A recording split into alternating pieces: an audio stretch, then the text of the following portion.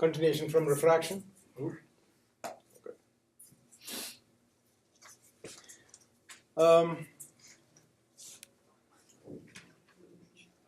You saw what happens when a light ray goes through a rectangular block, right?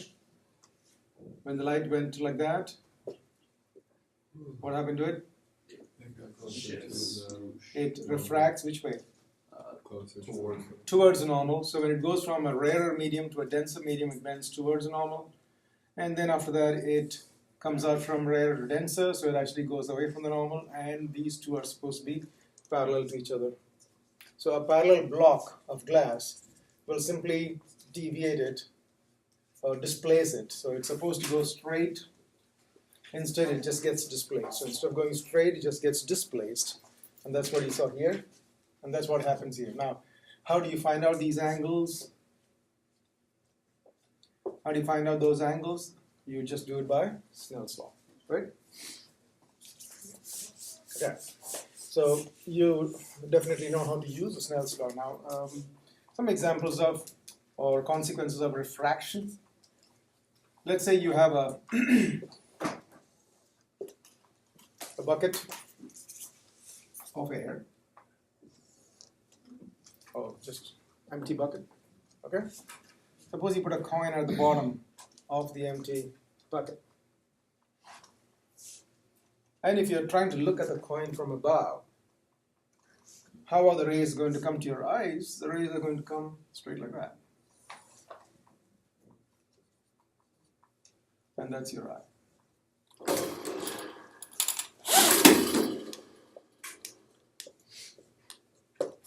So when you look at these rays coming from here, you definitely see something. So how do you look at objects?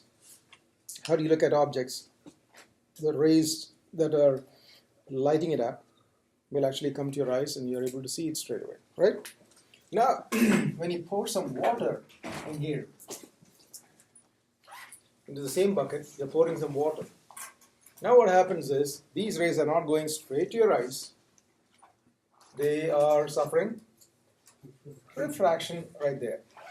So until here it's fine. They're coming the same way.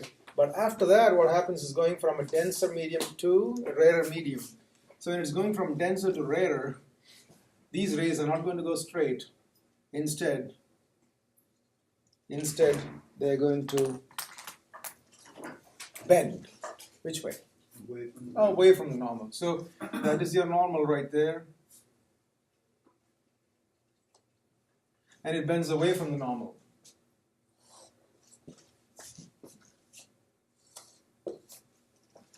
Now those two rays, which are bending away from the normal, comes to your eye.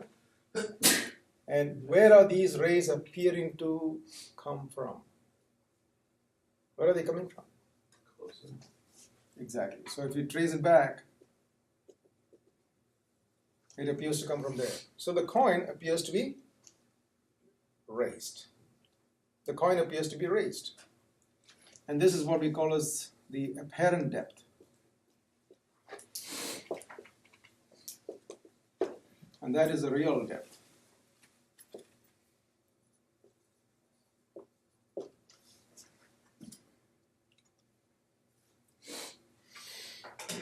And using the geometry of these triangles that are formed, if I cut it out like this, you can see two right angle triangles, and the angles are going to be, one of them is going to be the angle of incidence and the other is going to be the angle of refraction. So using the angles and using the triangles and using geometry, you can actually show how it's connected to the refractive index. So this is the refractive index of water, that's the refractive index of air. How it is connected to that is by this formula. So refractive index of water with respect to air is real depth over apparent depth. That will be the end result. I'm not showing you exactly how the proof goes through, but this is the end result of looking at angles, Snell's law, and triangles. You will see that relationship. For example, water's refractive index is 1.33. Air has refracting index of 1. So what is the apparent depth if the real depth is like 10 meters? Like, think of a pool. Think of a pool. The deeper part of the pool, maybe there's 10 feet water, right? So definitely you see the floor. You see the floor, but you don't see the floor as to where the floor actually is. You see the elevated floor. So you see the apparent depth. You don't see the real 10 feet. So how do you do it? Can you find the apparent depth? All you do is 1.33 is the real depth over apparent depth. What is it?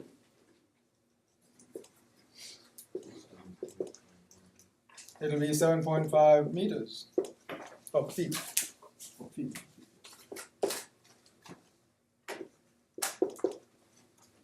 Meters is too much. So when there's a 10 feet long, deep pool, you are able to see only 7 feet. So when you look at the bottom of a pool, you see that it is only like 7.5 feet. It's raised. Yeah. When you take the refractive index of one material with respect to another, are you dividing them? Yeah. So this literally means NW over NA. That's what it is. So instead of air, if it was some other material, then you're going to see that. Now sometimes you see, there are some, some oils. There are some oils which can probably have the same optical density as water, right? So when you put that oil in, the oil goes inside. After that, you won't see it again because there's no refractive index. I mean, there's no difference in refractive index. You understand? Once the oil goes in, you won't see the oil inside because this is 1.33 and the oil went inside is also 1.33. It kind of merges up. So light which is passing through there won't suffer any refraction, and so you won't see it. On the other hand, if I put a glass inside, a glass sheet, you still can see it, right? You can see the glass sheet from outside because the glass sheet is refractive index is 1.5 and water is 1.33, so there will be some refraction that is going to go through there. Get it? So bending or refraction is definitely going to be there. Now when you put gas in your car, the gas comes out. Have you seen the gas coming out? Have you seen it? Like wavy? No? You just keep the gas thing there and then just come from a distance and just have a look around that area and you'll see something wavy coming out. What you're seeing is not gas. What you're seeing is the light getting refracted by the gas. So, and since it's a gas which is uneven, it's not like a homogeneous thing, so the refraction is in different angles. So what you're seeing is, say, the body of the car or something, which is not coming straight to your eyes, instead kind of bending, and because it's moving around. So you see a kind of fluctuation, and that's what you end up seeing as something coming out. Oh, you can also see this, the very hot summer day, that the top part of your car or the body of your car, if you look at the top part of the car, you'll see it's kind of wavy. And that waviness is because light is coming through air, but that air is getting heated up, so its refractive index changes. And as the refractive index changes, it will suffer bending. It's pretty much like this. Imagine this water is still, you'll see the coin here, right? If the water is shaken up a little bit, if the surface is not still, what do you see? Yeah, the coin will be like moving. The coin won't be sitting in one place, it will be like moving. Why? Because when the surface is not at rest, the normal is actually going to twist. This normal is not going to always stay there, it's going to twist. And according to the twist of the normal, this image is also going to be wandering around. So these rays are not always going to be like that, so they kind of move around. And so the image will also kind of shift positions, right? If you don't understand what I'm saying, don't email me. Just just go home, take a bucket of water, put a coin, and then keep the water still, and then look at the coin, and then shake the water a little bit. You'll see the coin kind of moving. The coin actually is not moving, but the image moves, right? It's something that you can notice very easily. Another consequence of this refraction is like when you when you take water, like think of the pool itself. When you put the net or something into the pool to clean. Yeah? So this is the actual net. This is the pole that is actually there. And the net is here. But you don't see the net there. The reason is because when you're looking at this, the rays of light that are coming out of the water, they're going to be refracted in such a way that they appear to come from here. Those are appearing, so these rays are appearing to come from this spot. So you actually will see this.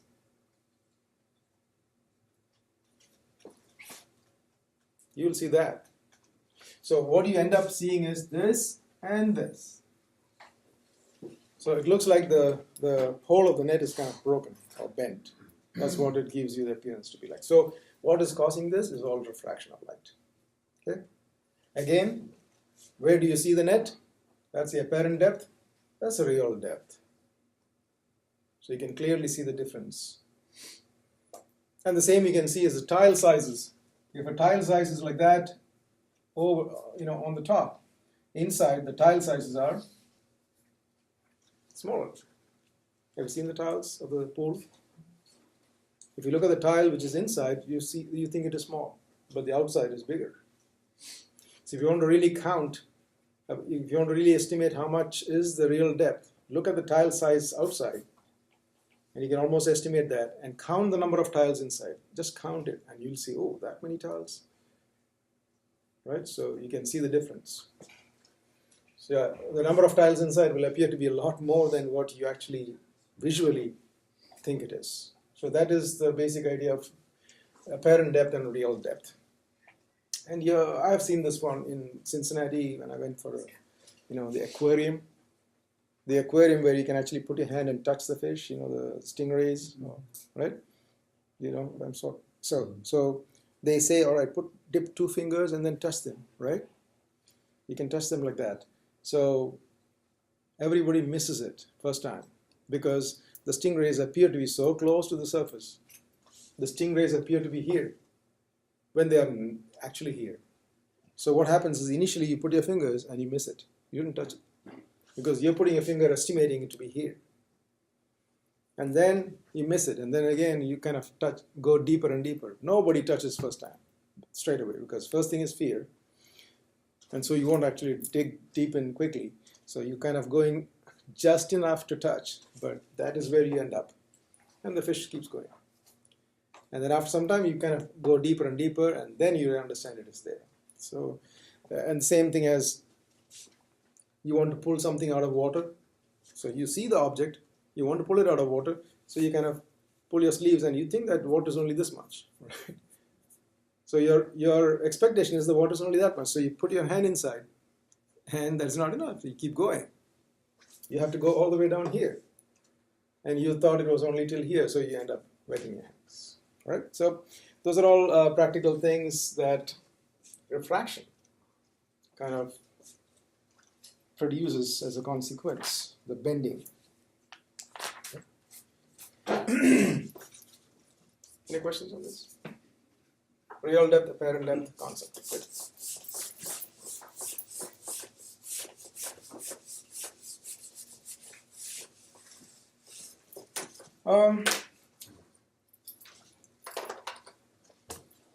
Prisms.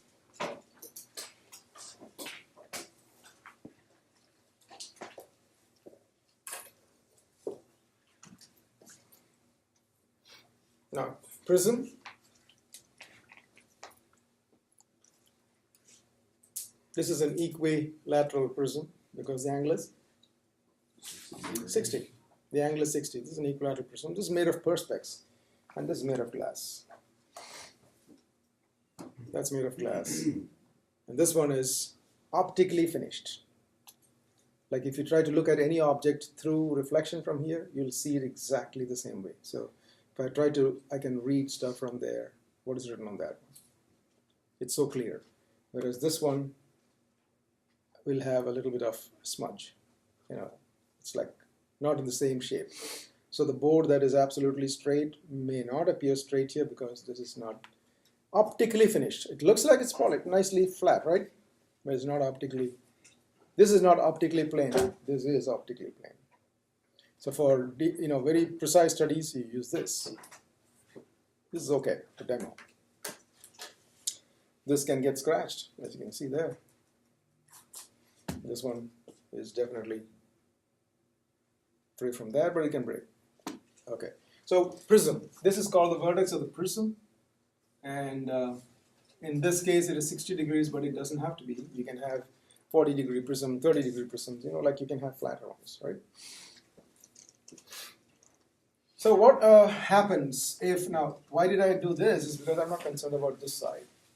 I just want to see how a ray of light will enter and come out. So let's say this ray of light comes and hits at an angle of 40 degrees. And if the refractive index is 1.5 inside and outside is 1, which is air. So we're talking about a prism in air. Wait, what is the dotted line? It's a normal. The normal, the perpendicular line. Okay? It's a perpendicular line to this surface. So what is the angle of incidence? 40 degrees. Angle of incidence is angle from where to where? From the incident ray to the normal. That's why I drew the normal, for you to see it. So it's always with respect to the normal. Okay? What will happen to that ray after it enters the glass? Can you find out how much is the angle inside? It's going to turn towards the normal. That's correct. So it's going to bend. It's not going to go straight like that. It won't go straight like that. Instead, it will bend.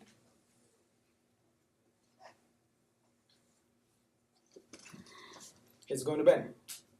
Can you figure out this angle?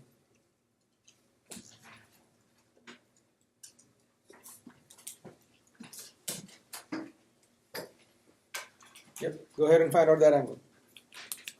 Are we using 1.3? Yeah, 1.5. No, this is glass. Yeah. So this was a problem that we were doing. I think this was angle was 40 degrees, right? Yeah. And this was 1.5. And we went through the problem. We found out the angle of refraction here to be 25.4. And then we found out the angle of incidence here by using a little bit of geometry, 90 degrees, 90 degrees. And this is the angle of the prism, which is 60 degrees in this case. So between the two normals meet over here. And you can see this is a cyclic quadrilateral actually, because these two angles are 90, so the sum of these two should be 180.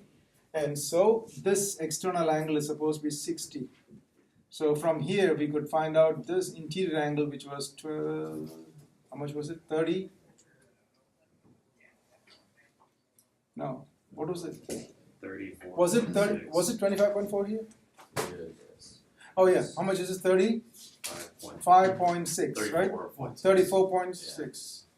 34.6 was the angle here, and then we found out the angle of refraction here to be something, 50? 8.4 degrees. So you can use Snell's law from this medium to this medium, and then from this medium to this medium to get this angle. And that was, and then we also, I think we found out the deviation, angle of deviation. Did we do that? Did we do the angle of deviation? No? Angle of deviation. So this is the original direction of the ray. I shot the ray like this, and it should have gone like this, but right now it is going this way. So through what angle has it been deviated? You can figure that now. Go back to the problem. Through what angle has it been deviated? You know what I'm saying, deviation? By deviation? Like, see, look, I'm going like this, then I deviated through 10 degrees, then I deviated through 15 degrees. So what angle have I deviated altogether? 25? Like that, you got to work it out. So if you look at this was supposed to go straight, but it got deviated by that much. Can you figure that out? Because the whole angle is supposed to be 40, and this angle is 25.4. So what is this? 40 minus 25.4, which is 14.6, is it? And now that is one deviation. The second deviation takes place here. Look, this is supposed to have gone straight, but then it bends that much. It gets deviated that much. How much is this angle?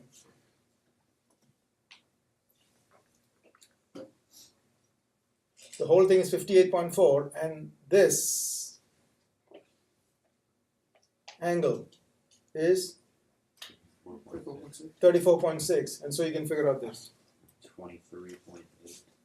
23.8. Add these two together, and that will be the total deviation.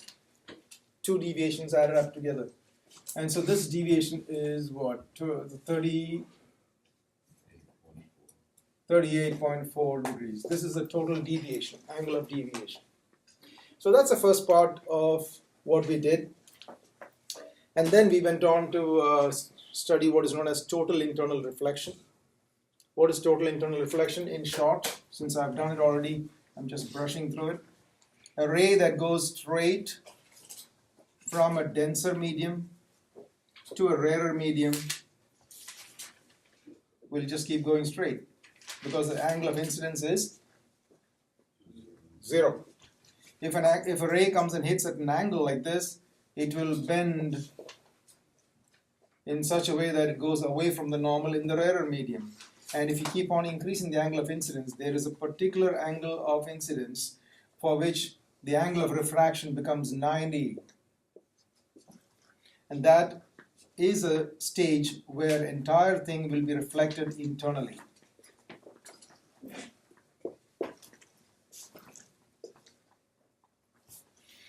Okay, so there is a particular angle of incidence in the denser medium for which the angle of refraction is 90 degrees. And once that situation comes in, then everything gets reflected internally, and that's what's known as total internal reflection. Total internal reflection. So we did that in detail. So this is just a now, how you get the relationship between C and the refractive index. So this is refractive index of air, and that's the refractive index of, say, glass. So what's the relationship? You have to use Snell's law again. Ng times sine C is equal to Na, it's going to the next medium, sine 90. And Na is 1, sine 90 is 1, and therefore sine C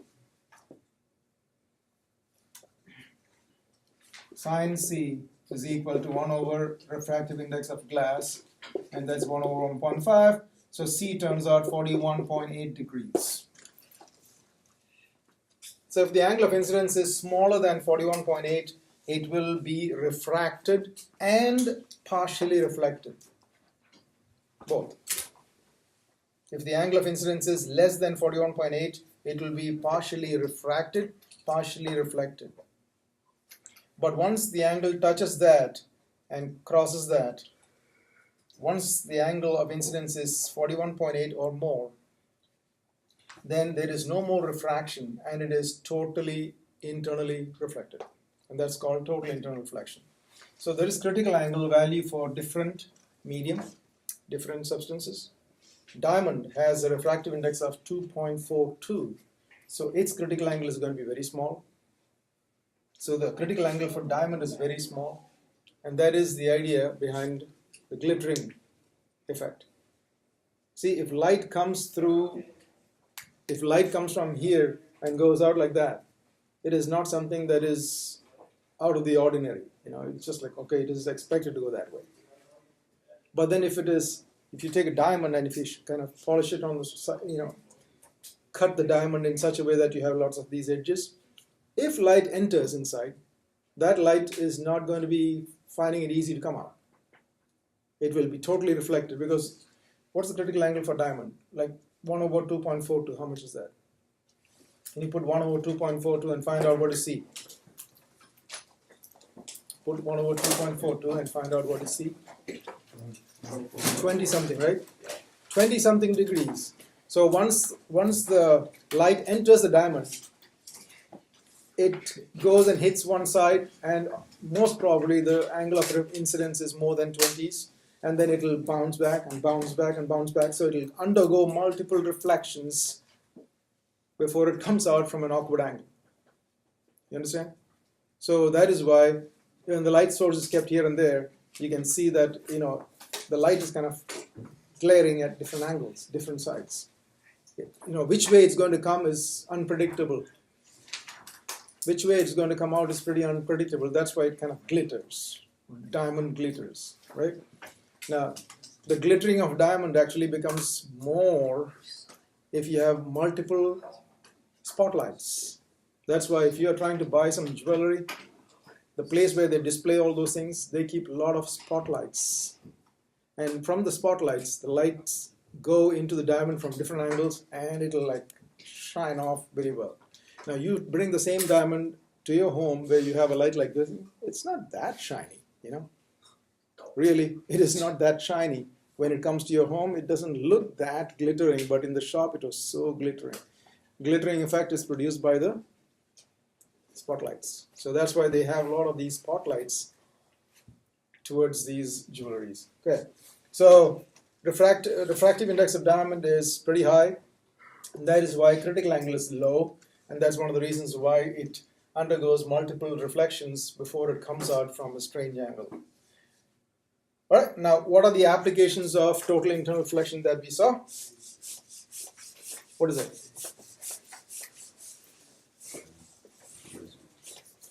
Applications, yeah. So like the turning light around is not Exactly, turning light around. We used right isosceles prism. This is right isosceles prism, and to demonstrate how light can be turned through 90 degrees. So that's something that we did. So if you have a right prism like that, a light that goes in straight, because it's 45 on all the edges, the angle of incidence is going to be 45.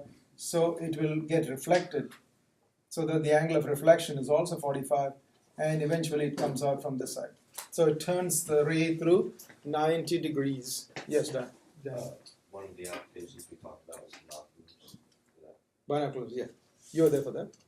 Huh, okay. So the other one is when a ray is going to hit, this one in this manner, then it will go straight, get totally reflected, and then get totally reflected again and comes out. So this is typically how you turn a ray through 180 degrees. So you can turn a ray through 180 degrees, you can turn a ray through 90 degrees, and it's not just turning, it is reflecting. And in a binocular, we use this to turn the rays through 90 degrees or through 180 degrees, we need them. So if you open up a binocular, you'll see prisms, especially right isosceles prisms, exactly like this. You'll see them inside, on the edges, inside. So that is, so your lenses are big, your eyes are close together. So it needs to come into your eyes. So this is where you put your eyes. So if the rays have to come in here, it has to bend around. And to make it bend around, we need to reflect it off. So we have to reflect this off once, and again the second time. Reflect this off once, and second time. Different designs are there.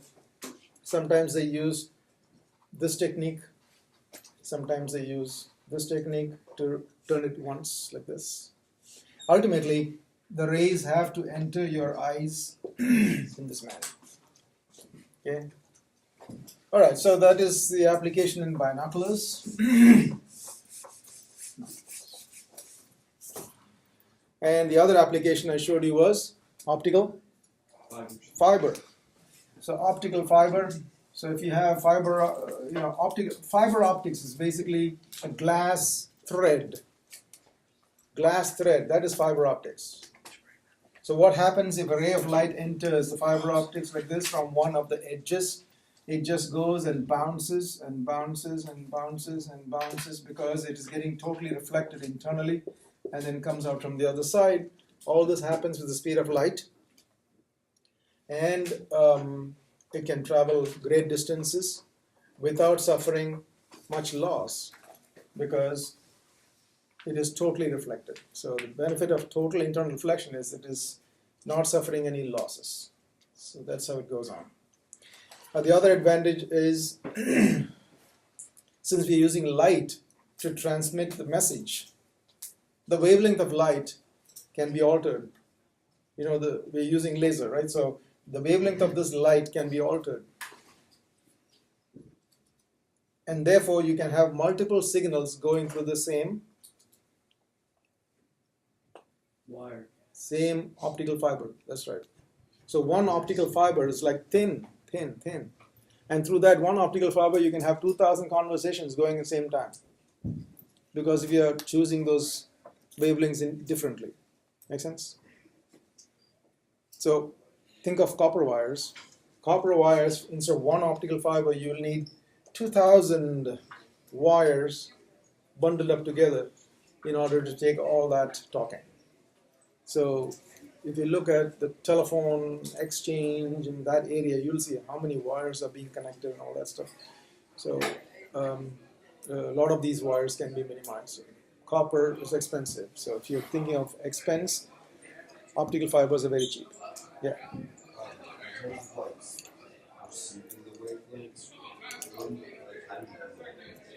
Change the color. To change the color of the source. So the original source has a different frequency or wavelength, and then you are going to add a fluctuation to it. That's what is known as modulation. So you modulate that original wave, and then that modulation travels along with the original wave, and then when it comes from the other side, it can be filtered out. Pretty much like your radio signal.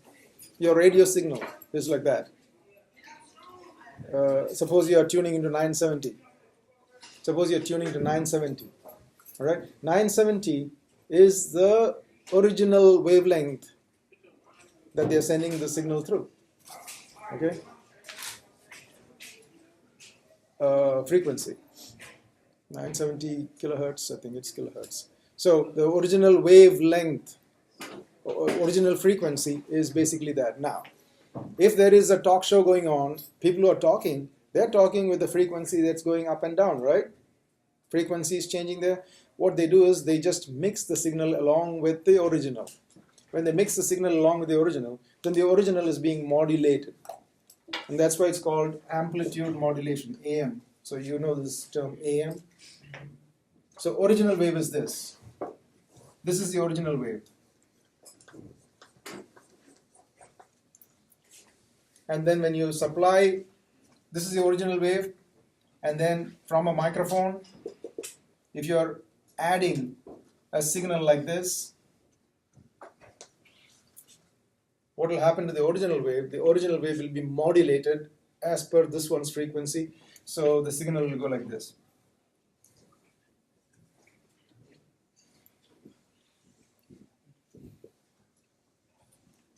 So it will be like that.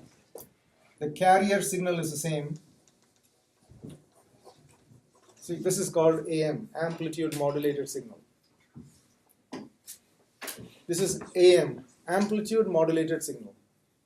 So when you're receiving your radio signals, this is what you're receiving. Now, if the station is off completely, this is the signal that your radio is going to receive.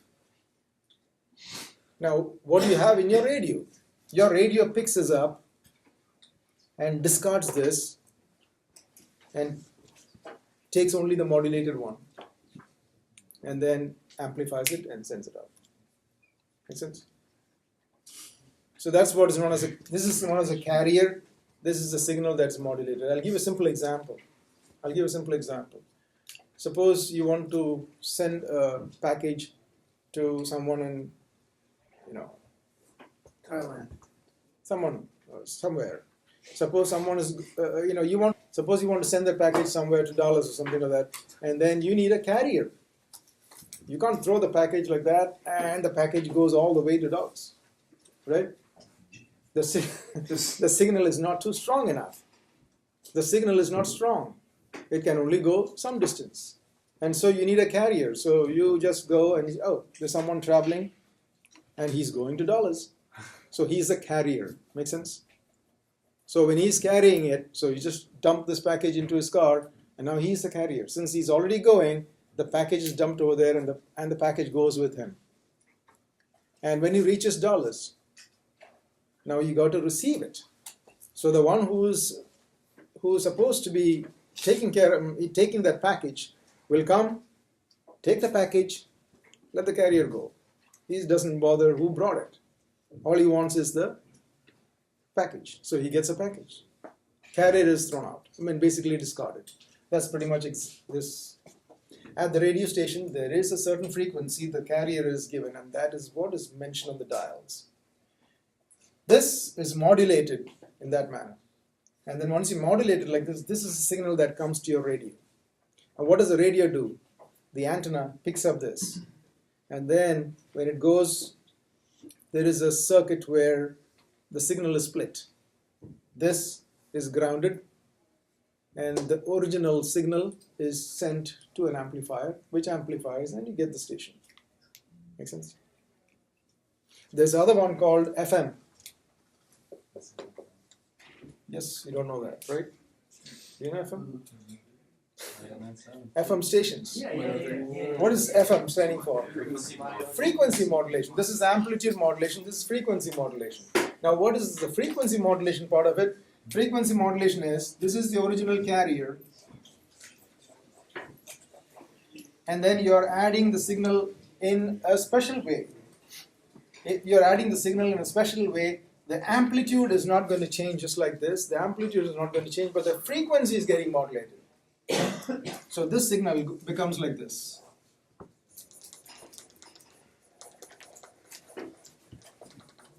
Like that. This is called frequency modulation. The benefit of this is it is much clearer. The main reason behind it is it can, because you know that this is the original amplitude, anything more than that amplitude is definitely not going to be part of the signal. So it can be filtered easily. Whereas here you can't do that. You can't do that because already amplitude is fluctuating. You cannot filter out a lightning strike signal. Got my point? If there is a lightning striking, your AM radio will pick it up. Have you heard that? Have you heard the AM radio picking up noise from surroundings? Yes. If your phone is about to ring, the AM radio will pick it up. It will start making a buzzing sound. Or, computer speakers sometimes go crazy when the AM radios, like when the phone is about to ring. I don't know if you've seen that. Or, suppose you're listening to an AM radio and your mom actually starts using the blender, and those sparks in the blender will cause AM interference. And so what will happen is these signals will also have a couple of spikes. And those spikes will be heard by you. There will be noise in the speaker. That is the problem with AM. But FM, that problem is not there because yes, if there's lightning or whatever, there's an increase in spike like that. But since you're not expecting to have that, it can be filtered. You can cut it off. And so this noise is completely taken out. So there are easier filtration process here. That means the sound quality will be absolutely the same as the source. Make sense? That's why FM is very clear. And it's got highs and lows are very clear. Whereas this one is like flat. There's no bass, there's no treble, this is kind of flat. AM sounds terrible, right? True. Yes. Are there any benefits to AM? Range-wise, AM can travel a lot of distance. FM has only shorter range. Range, that's the only problem. Like you can't have, unless you use the internet to. 60 feet. When you're talking about range, the local radios over here, you can have short wavelengths. In the AM, you can have long wavelengths, short wavelengths, and medium wavelengths. So medium wavelengths are only good for Louisville. Short wavelengths can go up to Nashville and all those different areas. Short wavelengths can travel more. Which one has more energy, short wavelengths or long wavelengths? Short. So short wavelengths, signals from short wavelengths will actually be able to go far. Now when I say short wavelengths, it will be like this. This is the original. I mean, this is long wavelengths and short wavelengths is this. Get it? The carrier wave is like short wavelengths. Anyway, it's a lot of information I'm trying to say in a short time. But anyway, you got the main idea? So what is the benefit of optical fibers? Optical fibers can actually give you pass a lot of signals at the same time, multiple signals at the same time, and it will not pick up any electromagnetic interference. If there is lightning or if there is any other sparks in the surroundings, it is not going to matter because this is light. And light is not affected by electric fields or magnetic fields. Make sense? Okay. All right.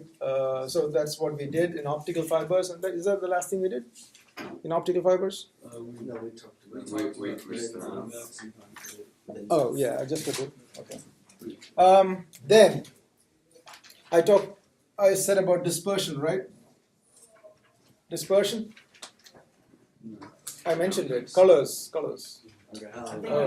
So if white light goes into a prism like this is white light. And since white light is made up of multiple colors. Sit down. No, I'm good. This is the last one. Okay. When white light strikes a prism like this, white light is made up of all constituent colors. But once it enters the prism, all the constituent colors are going to suffer refraction, which means the speeds are going to change. Which one speed is going to change most? The short wavelength, which is violet. A red speed won't change much, which means violet will bend more, red will bend least. And then what happens over here is the violet will come out from there and the red will bend like that. And on the screen you will see the spectrum red to violet and all the other colors in between. And that is how we get a spectrum.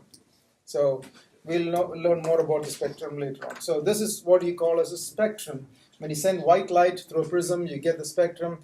The violet light or the blue light is the one which is deviated the most, whereas red is deviated less. The main reason is violet has a shorter wavelengths, therefore its speed is smaller in glass than than the red. And so violet suffers more refraction, whereas red suffers lesser refraction. So this splitting up of white light into the constituent colors is called dispersion.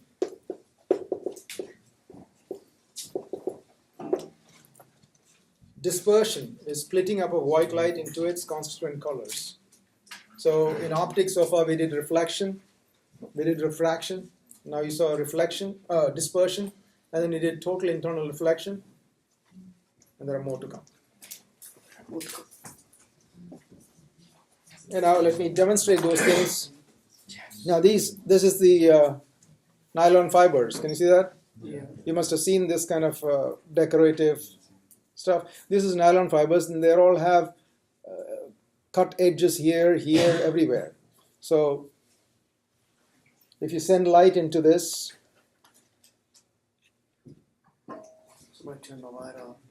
if you send light into that, you can see the light coming out from the tips. Can you see that? You see what's happening there? internally. So wherever there are tips, you can see it comes like bulbs. There, the tips look like as if they're bulbs. They're just nylon fibers. There's nothing else there. Got it? Yeah.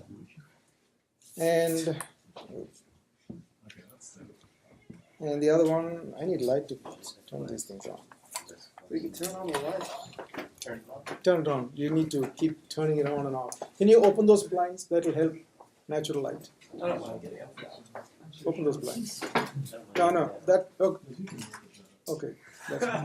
That's fine. Yeah. I don't mind. Here I do mine.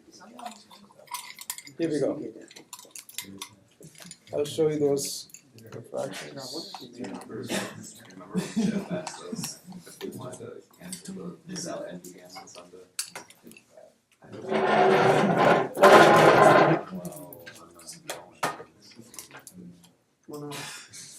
Nick, if we have it, you're going. So, I'm not trying to All right, here.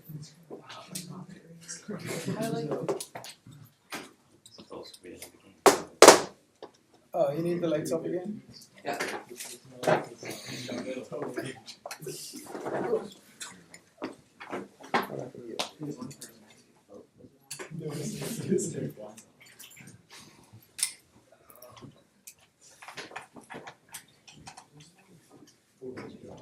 Did?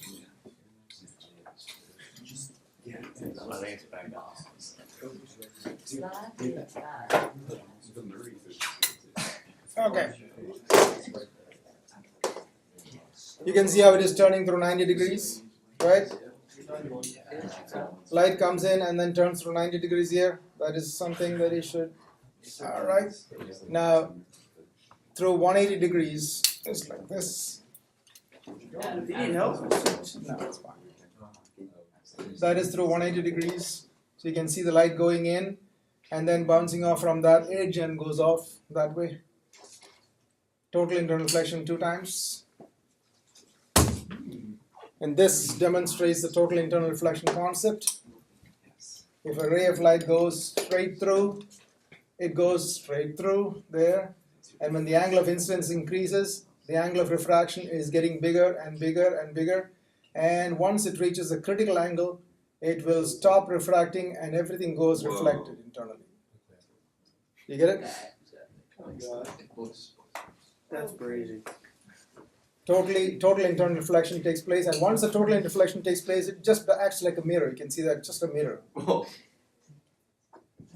And now it is this. All right, that is this. And then the prism. You can see what's happening in the prism. It goes refracting inside. Here it comes. And then goes from the other side. You can see the 2 refractions taking place, one after the other. And on the other side, you see the spectrum of colors right there. The spectrum of colors. There it is. You can see the red on the top. You can see the red on the top. And then the blue and the violet at the very bottom. So that is pretty much what you see there. Chris, which one's this one? Now, if I lower this, I don't think I showed you this. Yeah. Oh, this is very clear. Look at that. Look at the wall behind you. Chris, you're chosen. All right. So, yeah, if I lower this like that, you will start seeing the violet first. Look here now. Look here. You'll start seeing the violet first, and then slowly it goes to yellow, and then after that it goes to the green, and then to the red, and then you can see that gradually. Run that back. Let's run it back one more time. One more time. Yeah, that's great. Yeah. So it becomes violet, and then yellow. So Look into the light. don't see it. Boys, look into the There light. we go. I don't see angle lights. You're gonna start seeing a Yeah, bunch of I'm colors. getting it now. Ah, that's crazy. it changes from it changes from And the other one is the total internal reflection.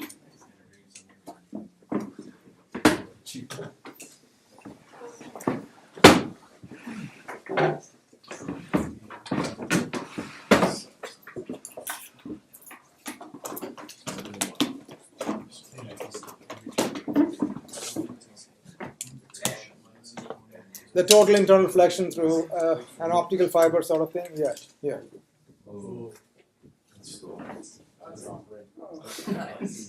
So you can see how, no, see the angle of incidence is smaller than the angle of, see, look at that. I'm sending it from pretty steep down there, then it goes up. It's going up there. But when I increase the angle of incidence such that the angle of incidence is greater than the critical angle, then it is totally reflected. Yeah. You can see that. It fits in perfectly. And this is the other one, the curved one. You can see how it is bending around everywhere. Yeah, Mr. CM, we're gonna get a light show going for your birthday party. Total internal reflections. All right.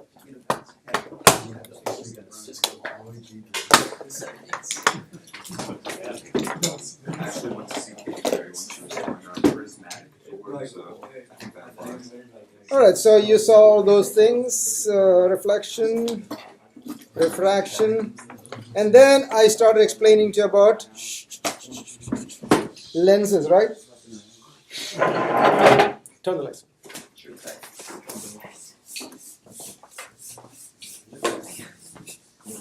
Thank you. Yeah, the two types of lenses. So you have a convex lens, which is shaped like that, and you have a concave lens, which is shaped like that.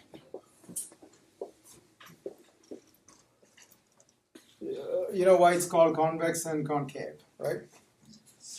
Yeah. The shape of this and the shape of this. That's why generally you call it convex and concave. Now the center, the geometric center here is called the optic center. O. O stands for optic center. And just like before, we have the principal axis passing through. The principal axis is the axis that passes through. Now, if you have parallel beam of light coming and striking like that, just watch the tip of this lens. The tip of the lens acts like a prism because there's a certain angle. The tip acts like a prism and therefore it refracts and refracts, just like a prism. And the bottom of it is like a prism that is inverted. So it goes refracts and refracts. Two refractions. A ray that goes in the middle, because the angle is not too much compared to the edges, it will refract a little gently and then gently. Less refraction here, less refraction. But they all come to the same spot. So this is called the focus, or the principal focus of the convex lens. The distance from optic center to the focus is called the focal length. Sign conventions for this: F, it's a real one because you can see it's really focused, and so it is positive. So in a convex lens, F is positive. Remember, for mirrors, convex mirrors, they were negative, right? And concave mirrors, they were positive. Here it is just the opposite. What happens in this case? A ray that goes and strikes undergoes refraction, refraction, undergoes refraction, refraction. Think of this as a prism, and this is an inverted prism. And all these rays appear to have started from one spot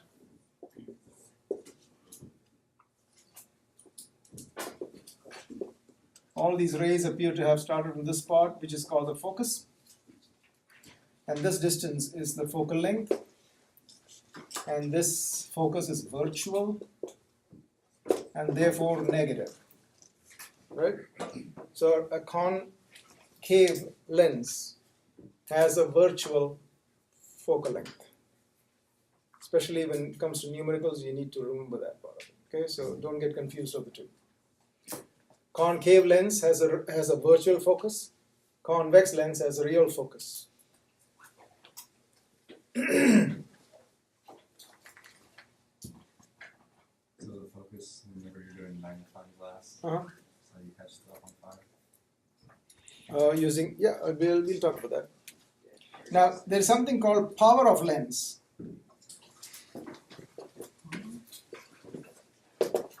Power of a lens. The power of a lens actually is more connected with our eye and the correction of the eye. Power of accommodation. Our eye has a power of accommodation. And when we need to correct our vision, we need a lens to change the power of our current lens. So to adjust it. So power of a lens is given by the formula 1 over f, measured in meters. It's a reciprocal of focal length, in short. The power of a lens is a reciprocal of the focal length and is measured in meters. And what's the unit of power? Watts. No, not that power. Not the power like in this is a different power. What's the power of your glasses? Yeah, you're right. Diopters. Good. And just capital D. Very good. It's not normal. Normally, people don't really know the unit of that. Normally, they say, "Oh, what's the power?" So, what is the power? I don't know. Something. Nothing. Does anyone know the power of your glasses? 50. Approximately. Yeah. It's like 1.5. Is that like a real number? 1.5? Yeah, it's a real number. Okay, cool. Oh. Is it plus or minus? I- Yeah. Is it plus or minus? Mine's like negative 5. Yours is negative? Yeah. You know why yours is negative? Because you're using a concave lens. Mine's -6. Right? You understand that? If the focal length is negative, automatically, pay attention. If the focal length is negative, automatically the power is negative. So when you say negative 1.5, I'm sure, Alex, yours is much more than 1.5. Yeah. His is 1.5 possible, yes. But yours, to my guess, it is like minus 3 to 4 or something like that. Okay? So, how do you measure this? So, he said the power of his glass is 1.5, minus 1.5. So, minus 1.5 is a power, which is 1 over focal length. So, what's focal length? 1 over 1.5, which is 0.67 meters. Negative, of course. Negative sign implies he's using a concave lens. And 0.67 is the focal length, which is that distance. Is approximately 0.67. Yeah. So this is called the power of a lens, and understand this. So if someone is wearing a positive power, it should be convex lens. Reading glasses, they're all convex. Concave lenses are all the optical issues that students face these days. They're all this problem. Okay, these are owned by short-sighted or short-sightedness. So you all have short-sightedness. Short-sightedness means you can see things close without any help, but for seeing distances you need help. Right? That is called short-sightedness. I have long-sightedness, which means to see long distances I have no problems, but to see short things I have issues. And that's where I need this lens. So this is my corrective lens for reading glasses, and this is supposed to be for you all short-sightedness. Now, how did you become short-sighted? Why are students generally short-sighted? Or why are people generally short-sighted these days? They stare at the sun. Huh? Your cornea is my shape. Hold on. Shape, yes, shape matters, but more than the shape, it is, you won't believe it, it is just the lifestyle. Technology. Technology. Yeah. Reading too close. Twitter.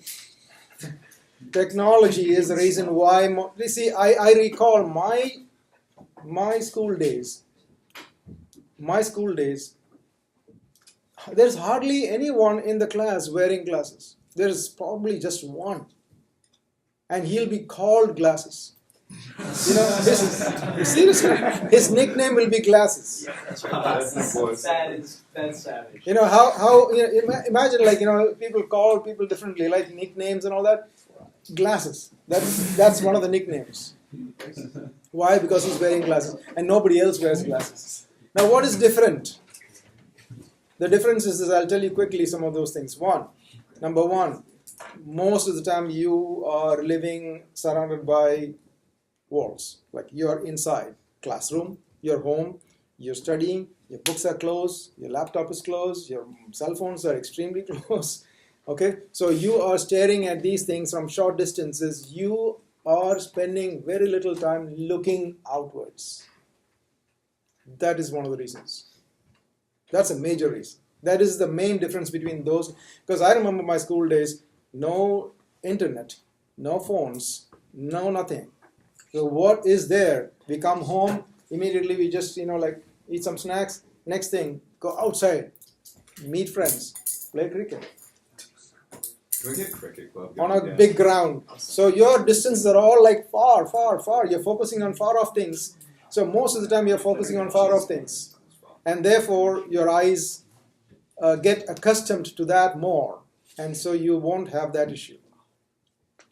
All right. The other thing is the food habits also, like, you know, the development of your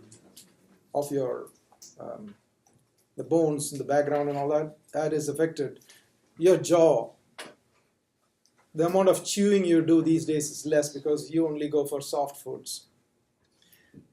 In the past, we actually ended up chewing a lot of things, harder stuff. Now, give something that is hard to anybody, oh, I can't take it. It's too hard. How can you take that? Whereas, you know, that hard things, you know, like sugar cane, you know, think of sugar cane. It's a raw sugar cane. It's just the cane. It's like a stick. And you just chew on it, bite it, and then you get the sugar from inside. And you chew it. Have you tasted sugar cane? No, I don't know. Birthday party. You're missing a lot of things in life. First generation. All right. Seriously, sugar, you know, the original source of sugar, why don't you just... there are some shops where sugar canes are sold here. Okay? There are some shops. So you get, it's just like, it's like a stick. You take that and then maybe make it smaller pieces, take off the skin, but it's still hard. And then you have to bite on it and take a chunk of it and chew it. Oh, sweet. It's really sweet. And it's pretty good. It's not like taking actual, you know, the refined sugar is much better than that. And we chew it for a long time, and finally, when there is nothing more, then we spit out those things. And then, What is that smell? CCM. yeah. When you can't see far, if you were to do like a virtual reality, yes. can you see far in that? Because it's just like a screen. That's close up, right? Yeah. Normally, I think the virtual reality that you're seeing over there is also almost intended to be from far. You're almost like supposed to be far. When I wore those things, I didn't have big issues. I can see it. So, yeah, I had serious problems earlier because of the moment I started getting the problem of vision. Okay. Coming back to image formation by lenses. Now let's focus on this. There's only one ray diagram for a concave lens. Now how do you know if it's a concave lens and convex lens? The thickness. If the thickness is very small in the middle and edges are thicker, then that is concave. You can actually see it's very thin in the middle and thick at the edges. This is extremely, so Alex, without your glasses, just put this one and you should be able to see the board properly. He's cute. Oh yeah. Yeah. Oh my god. It's so weird. Now, if you're already wearing contacts, Yeah, I'm wearing contacts. if you're wearing contacts, then that won't really help. Yeah, remove that, and then Oh yeah, it's clear. one big glass. One big glass. Yeah. So yeah, all right. So that's a convex.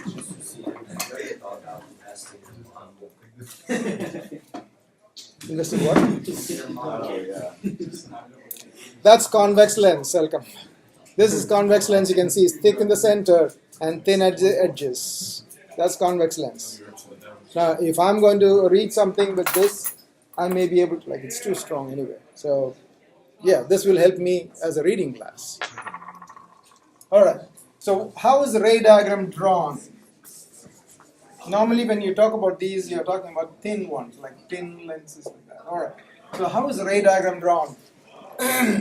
Only two rays.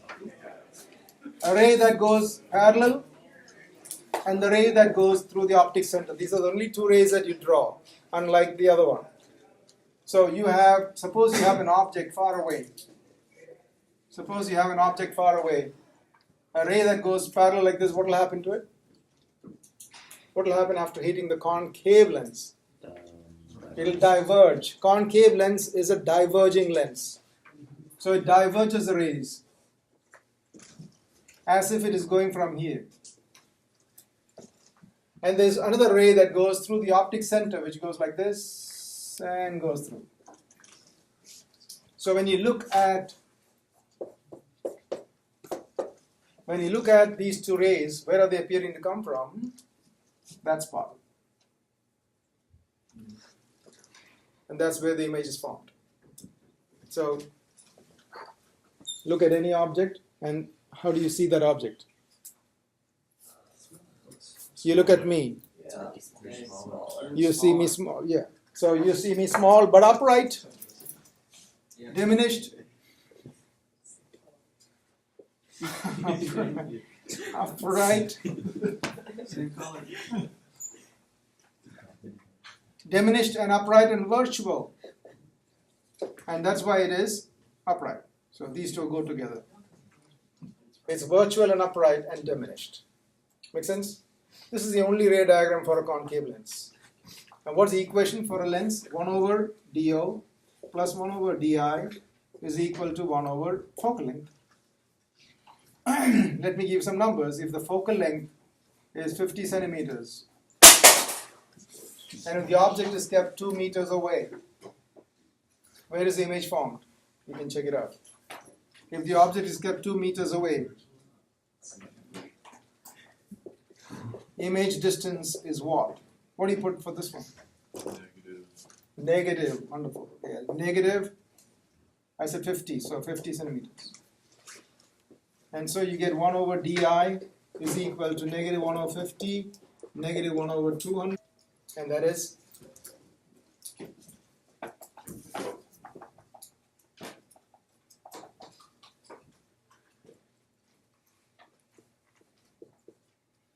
right? So 1 over DI is negative 1 over 40. So DI is negative 40 centimeters. The negative sign implies it is virtual, and the 40 centimeters is exactly where you see the image. You see it? That's the only ray diagram for a concave lens. A convex lens has different ray diagrams. A convex lens,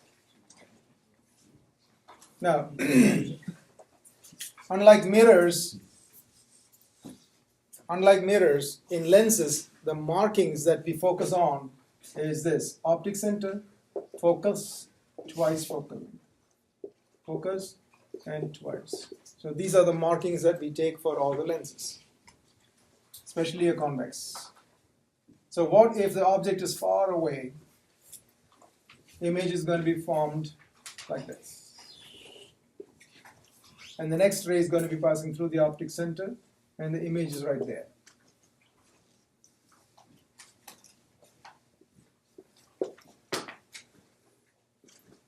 Focus, 2F, F to F. What if the object is at 2F? If it is at 2F, look what happens. A ray goes like this, and the other one goes through the optic center, and the image is formed right there. So the object is at 2F, image is at 2F. Same size, inverted, and here is diminished and inverted.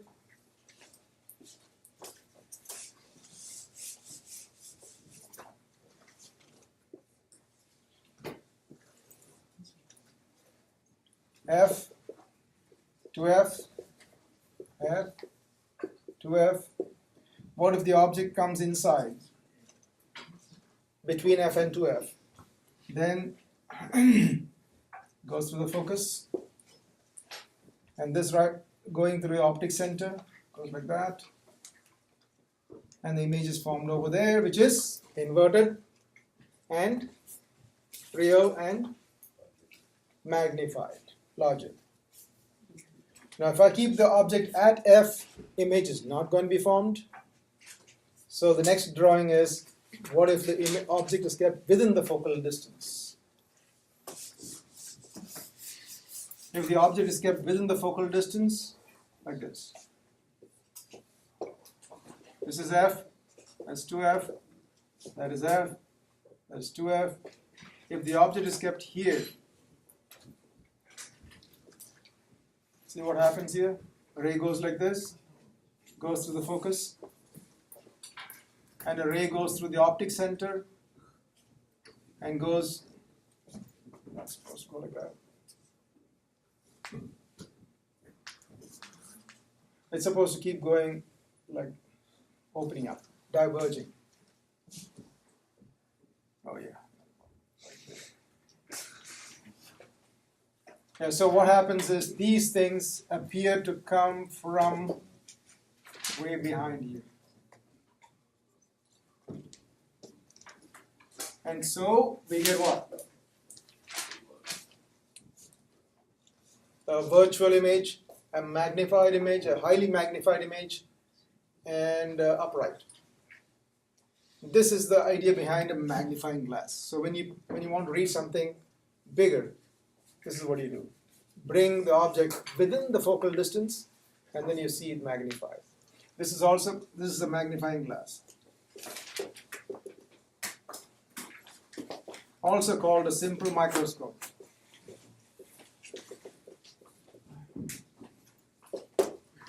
This is also called a simple microscope. Okay. And now, what is the other kind of microscope that you have seen earlier in the labs? It's called compound microscope. A compound microscope uses not just one lens, two lenses. So you use a lens like this to magnify it once, and then you use a lens like this and magnify that again. Make sense? Use one like this, use an object and magnify it. No, not this. This picture. Use a lens like this and magnify it once, and this image is magnified once again in this manner. And that is the reason why when you look at an object through a compound microscope, the image is upside down. Do you see it upside down? Have you looked into a microscope in the lab? The image will be upside down. Why is it upside down? Because the first lens flips it once. The second lens does not flip it. Right?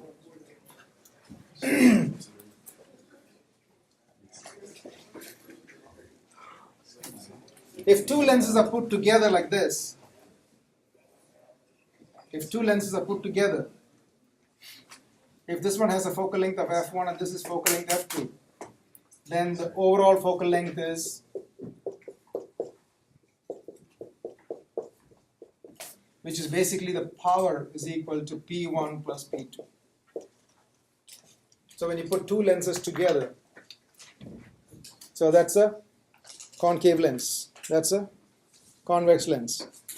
But now this one is a positive power, that's got a negative power. When I put them together, no power. It's cancelled out. right? It's just normally a block. This is just a block now. But this is a convex, and that is concave. You see it? So now, no matter how you keep it, it's going to be still a plane glass. Doesn't matter how you keep it. Even if you look at only a small half the mirror, half the lens, doesn't matter.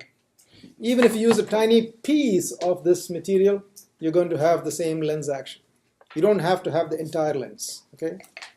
So if I just use only the top part of the lens, it's still a lens. Yeah. So those are like the concave ones. They're a little like that one. It's half of what we're drawing up there. If you put light in one side, will it refract the same as if you put it to the other side? Yeah, the same way. Same way. Same way, exactly. It'll just be the same way.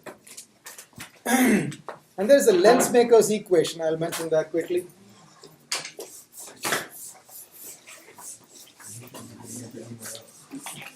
I'll mention this quickly and I'll let you go. There's a lens maker's equation. How they make a lens. There's a formula for lens making. This is refractive index minus 1 over R1 plus 1 over R2. Now, what is R? R is the radius of curvature. So suppose you're making a lens like this. Suppose you're making a lens like this. R1 is the radius of curvature of this curvature like this. Look at that. R1 is the radius of this, and R2 is the radius of this curvature. Make sense? Mm-hmm. Now again, R1 and R2 can be positive or negative. Depends on whether it's a convex surface or a concave surface. Both are convex here. So both will be positive. So this is the radius of curvature, R1, and that's the radius of curvature, R2. If it is a convex shape, it's positive focal length, positive R. If it's a concave shape, it is negative. Look at this. This is plane, so it's just like infinite radius. And this is curved, and so it's positive. So when it is R1 is in, this is R1 is infinite. R2 is something here. All right.